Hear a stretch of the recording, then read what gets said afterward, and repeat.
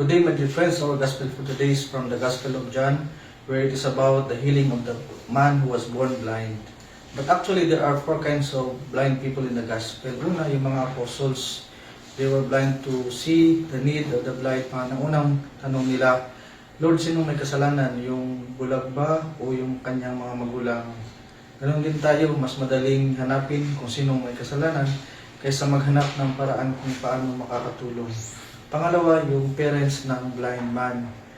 Alam nila na si Jesus ang nagpagaling sa kanilang anak, pero ayaw nilang mag-witness, ayaw nilang sabihin sa mga Pariseo dahil takot sila na baka palayasin sila sa kanilang mga lugar. Minsan ganoon din tayo, alam natin ang mga nangyayari, alam natin kung ano ang mali, pero nagbubulag-bulagan tayo dahil takot din tayo. At ang pangatlong bulag ay ang mga Pariseo. Harap-harapan nilang nakikita ang mga ginagawa ni Jesus na kabutihan, mga kanyang mga turo at kanyang mga miracles, pero sarado sila. Ayaw nilang tanggapin si Jesus. Minsan ganoon din tayo.